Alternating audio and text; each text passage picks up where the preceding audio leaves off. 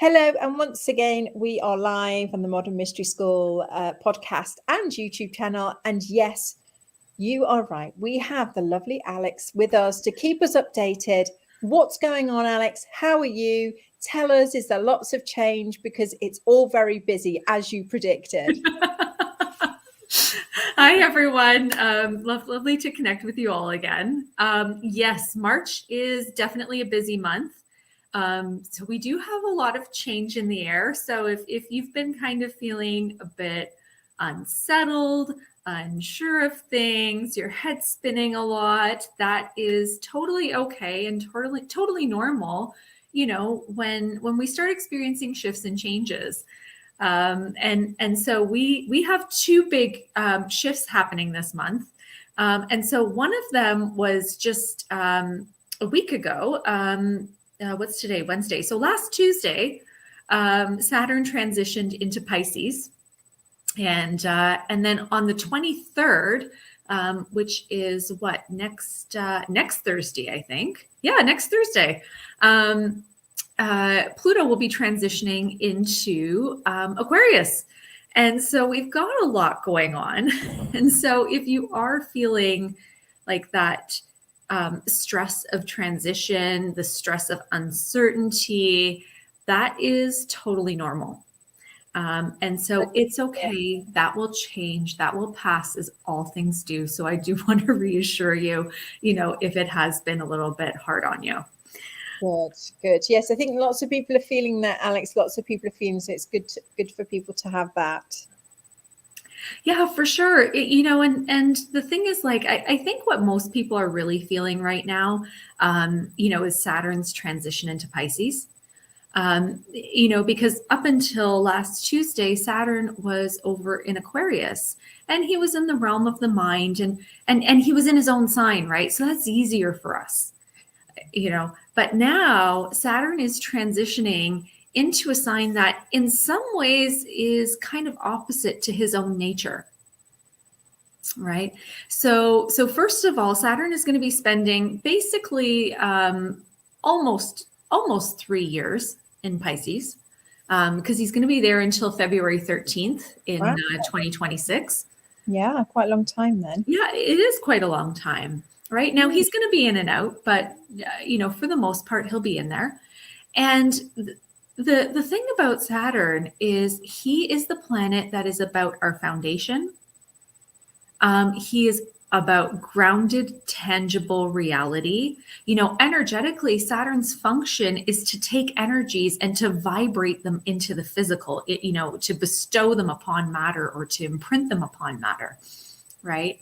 And so Saturn is the master manifester, and he also governs over our relationship with reality, hence him actually being a planet of discernment. Wow. Now this is going to be interesting then. Well, it is interesting because, you know, like I mentioned, Pisces in some ways is opposite, because Pisces is the planet of emotion, or sorry, the sign of emotion and illusion.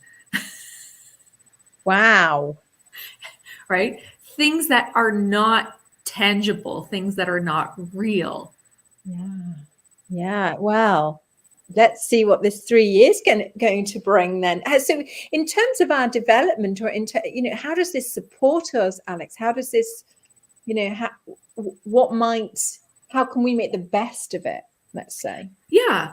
So from an overview of how we're going to experience the energy, for the first little bit, if you feel confused, you know, or if you're overly buying into your emotions, that's okay. That's okay. I mean, it's not what we want to do, but it's okay. Right. And we all have moments where we experience confusion and, you know, and that kind of thing. Right. And so what is going to happen is, you know, we all proceed at our own speed, but whether you are buying too much into your own emotions or whether you are experiencing that confusion, what's going to happen is slowly, you know, you'll start to be kind of drawn forward into a place of acknowledging reality itself. You know, and either dispelling the confusion or recognizing that the way you feel and your emotions don't change your reality. Wow. Now, this is going to be very helpful in many areas of our society. Absolutely. Ipsos Miss Dave wrote a book, You're Not Perfect the Way You Are. And he talks quite a bit about this subject, right? Yes. But reality, we can't change it based on how we feel. Can we shift our perspective on things? 100%, but how I feel, if my emotions say that my computer should not be a computer, well, I'm sorry, but my computer is my computer, right? End of, Or if I look in the mirror and say, oh, I shouldn't be, such and such an age. Well, I'm sorry, but I'm such and such an age. And how I feel about that is not actually going to change my physical age. Exactly. Right. And so, the next 3 years is time for us to start dispelling some illusions. So empowering. Right. And the thing is, we can't change things if we pretend that they're something that they're not. Exactly. Yeah, I love this. I think I'm going to like the next 3 years. Some people will, some people won't. Yes. If you've invested a lot of your action based on an illusion, or if you've invested a lot of your action based on an emotion, you might not like the next 3 years, but they are a necessity. Right. And so, in the forecast that I did earlier in the year, one of the things that I said is, we're going to have an acceleration for a little bit, of identity crises and emotional dysregulation and emotional maladies, right? Because sometimes things need to spin out of control for us to understand how toxic they are for us. Well, it's like you said, I mean, it drives you drive yourself mad, don't you? If you're looking in the mirror and saying, I'm a 20-year-old, and actually you're 70, and you keep telling yourself, no, I am a 20-year-old, and holding yourself standard to that 20-year-old, eventually it's going to break your mental construct, and it's going to send you bonkers, because or it's going to result in poor decision making. Exactly.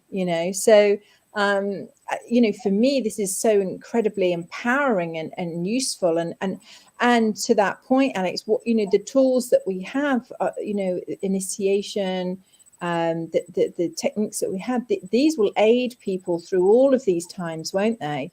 100%. Yeah. 100%. One of the things I would really recommend that people have, if you have the opportunity and have it available in your area, there's a healing called the Hermetic rebalancing. Yes. And you can, it's a series of 3 healings that you can do. And what it does is it actually clears the pathway of the chakras so that you can connect with the Hermetic principles or the Hermetic energies. And the Hermetic energies are what help us connect with reality itself, so that 1, we can understand it, and then 2, we can start to shift or make the most of it. Right. And so the Hermetic rebalancing would actually be a wonderful gift to give yourself, at any point over the next 3 years. I would say, I would do it sooner rather than later, so that the rest of Saturn's transition through Pisces is, basically more learning and gaining and acquisition. Mm. I've just put that on the screen so people remember that. That's so helpful. Yeah, I think that's really, really helpful. Yeah, that would be a really great session for people to get. And like I said, it will just clear up some of the mental debris and emotional debris that gets in the way of you really understanding what's before you. Yeah. Wonderful. I love that. So we've got this. So this is for the next 3 years. We're going to be able to be working on this and really. So powerful, because, you know, as you said, once we get to that point of we accept the reality of said situation, then, as Ipsissimus Dave says in his book, then we can start to work and navigate, whether it requires healing or whatever it requires from that point on. But if you're trying to do it before you've accepted reality of a situation, it's always going to be confusing. It's always going to be a problem. And it's not going to work. And it's not going to work. It's not going to work. And so we all have an opportunity, you know, over the next 3 years to heal our relationship with reality in different areas, because in some areas you might be like on the nose. Yep. Right. And in other areas, you know, you might be like, nope, that's not happening. You know? Yeah, it could be like a relationship. It could be you know, something with food. It could be anything, couldn't it? I mean, yeah, everything we're talking about here, you know. Yeah, 100%. And the thing is, Saturn is a planet, like, he demands proof. He demands the hard facts, but also he demands organization and repeatability. Right. And so for those of you who are building businesses and, you know, and that kind of thing, you know, you might buy into the illusion that something you do works once and therefore it's always going to work. Right. But Saturn says, listen, you have to test things. They have to work continuously over and over again. And then you know that they are grounded, tangible, and work in reality. Smart thinking, you know, smart. Yeah, well, he is pretty smart. Pretty discerning. I'm just giving him my approval there. Smart. Giving it the okay, you know. Yeah, I like it. Yeah. Now, he's not the only one transitioning this month either. Okay, who else? Right. So so we have Pluto transitioning into Aquarius next Thursday. And so if anybody out there has been feeling that impending sense of like massive shift, that would be this. That would be, you know, Pluto starting to transition into Aquarius. Now, the thing is, Pluto does this little flirtation with Aquarius. So he moves in on March 23rd, and he's there until June 11th, because he goes retrograde and he moves back out into Capricorn. Right. But then next year he'll go back into Aquarius again. Goodness. So we have this like initial flirtation, you know, of Pluto's energy in Aquarius. Amazing. And anything we can do there, Aleks, for us to, you know, make most of it, as it were? You know, Aquarius is actually governed over by Saturn, as we were talking about earlier. And Aquarius has this rebellious energy. It's inventive, but also rebellious. Right. And one of the things that you might start feeling stirring up within yourself is this energy of rebellion. And the thing is, Pluto is the planet of death and rebirth, right? So it's a change facilitator. So we have, you know, a planet that facilitates change in a sign of change. Amazing. Which is good, but we have to do things organically. You can't force it. Aquarius is a sign that likes things fast. We can't force change. We can't force change down our own throats. We can't force change down other people's throats. And so we have to let things be organic. Right. And so one of the things that you know I've been telling people is dream about the change. You know, from now until June, dream about things, play with concepts, explore them. Don't feel like you have to jump in 2 feet first. Sounds wonderful. You know, I would say that this is the time to dream, to play around, to come up with concepts. You know, would those concepts produce the fruits that I'm looking for? Yeah. These are the questions to ask yourself right now. Right. And to experiment with them. Right. You know, sometimes I call Aquarius the mad scientist. Yeah. Yes. It is an experimental sign, right? And so don't commit to things without experimentation. Well, I'm in for all of this, Aleks. I mean, I can only see the positive here. I can only see the positive. Now, the other piece to this, because Pluto is going to be in Aquarius, for basically 20, 21, 22 years, right? So the other side to this, and I talked about this in the forecast, the last time Pluto was in Aquarius, was during the French Revolution. Yikes. The Bastille. We'll all be, yeah, okay. Yeah. We don't need like the repeat of the Bastille or anything like that. No, thank you. Let's not go back there. Right? No guillotine, no hanging. Yes. And then of course there was Marie Antoinette's famous phrase, let them eat cake. Yes. And there was this phrase that there was the slogan of the French Revolution, right? It was liberty, equality, and fraternity. And this is possible. But how it's not possible was the way they did it during the French Revolution.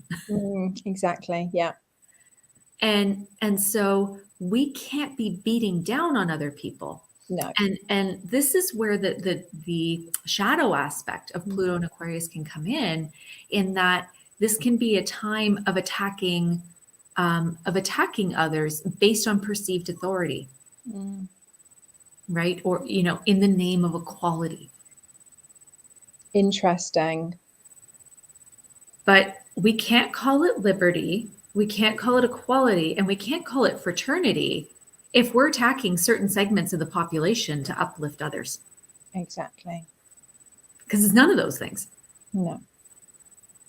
We have to be very careful of this. We can see this happening often, and if this is something that's potentially really shifting in, we have a great chance to actually do this correctly. Right. And so what's really important is that, again, we have to experiment with things. We cannot say that this is the way to enact social justice. This is the way to enact social equality. We have to experiment and again, let things be organic. Right? Yeah. Because with Pluto, death, he's the planet of death and rebirth, right? Death can be swift. Very. But the process of rebirth is not that fast. It is slow. It is gestational in nature, right? And so we need that gestation period to see how things pan out for us. And so for all of us in our own lives, if you're feeling that call to like take the axe and cut things, if you're feeling a call for change, if you're feeling a call to move somewhere else, to live a whole other way of being, which is actually kind of normal right now, right? Experiment first. Yeah. Look before you leap. Yeah, great advice. I mean, it's just, it sounds so simple when you say it, but we don't always do it in that way. So I love that, you're reminding us of those, basic foundational, let's do it this way. Because then we can really have a chance to grow as a society, human. Oh my goodness, we've got such a great opportunity right now. Yeah, and the other cool thing, and this was also something that happened during the last transition of Pluto and Aquarius, was the abolishment of slavery. Yeah. And we don't have slaves in the same way in modern days. But how many of us feel enslaved to our jobs, to all the goals we have in life, to keeping a roof over our head? How many of us feel enslaved to these things? Yeah. Right. And so there's also this spark of freedom that people are seeking. And, and if that's something that you're feeling, or if you're seeing it in other people, give them a life activation. Right. And a full spirit activation. We are, in these new Shambhala energies, and Pluto and Aquarius, can help us download and understand and start experimenting with what Shambhala looks like, which is the cool thing. Right. Yeah. But again, we want to experiment and not come from a place of, I know this is the way, this is the right way, and this is exactly what we're going to do. We have to experiment. We have to play.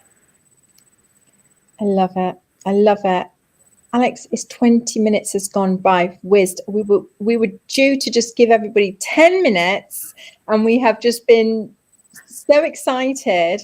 Oh my goodness. Oh my goodness. But can I just ask one more thing? Can we put in the chat box how people can contact you for the forecast? Because the forecast it's just jam-packed full of amazing information for the whole year, and I just feel like people may have missed out and missed their opportunity to get it. And so can they do that? Absolutely. I'm going to looks like I don't have access to the comments there, but I can put my email in there. Yes. Okay. Yeah. There you go. I'm going to pop that now into the comments, because then people could just email you and they can get a link, and it's very reasonably priced. Everybody, it's amazing. You get so much. And so I highly recommend this, because you're going to get, it's over 2 hours, isn't it? I mean, it's jam packed. Yeah.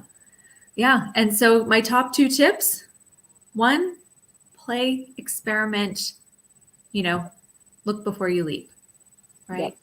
Yep. And then number 2, it's okay to be confused, and it's okay to be emotional, but try not to buy into it too much, and try and look for the repeatability in reality.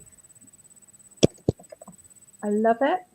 I love it. And we will be having you back on the show, I know, when the next lot of exciting things are happening, which is all the time at the moment. But yeah, there's always stuff going on. we will catch everybody up, but everybody can. The good news is that everybody has access to that information through the forecast. So please utilize it. And Aleks actually does a really cool thing at the end, where you can hear about all the tools and the things that would, work, for you over the next year, because everybody needs support. So, just makes sense. Absolutely. We're in times of shift. And so that also requires internal shift. Yeah. Yeah. So and if we don't shift ourselves, then we get shifted, and that's never fun. I vote for the shifting oneself. Thank you very much. Exactly. I am the captain of my ship, and off we go. And the captain of your shift. Yeah.